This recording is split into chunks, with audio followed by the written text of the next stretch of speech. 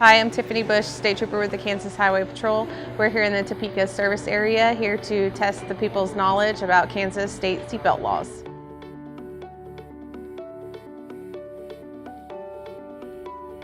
Do you know how much the fine is for not wearing your seatbelt? Oh, I think the last time I got was like $60. $100. I do not know. I do not. No? It's $30. Okay.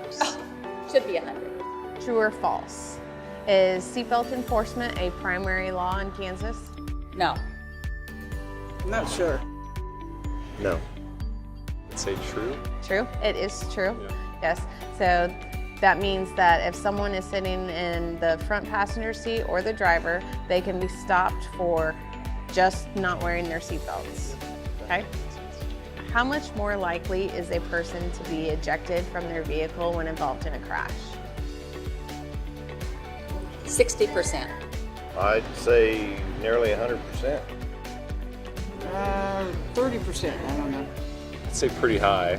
Like what? Like 100%? You're 30 times more likely Okay, to be ejected. Do you know what the national compliance rate for seatbelt usage is? Maybe 70%.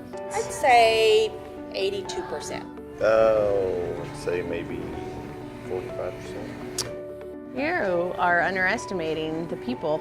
It's 90.1%. Wow. So it's pretty high, but you know, we aim for 100%, right? Yes. Yes.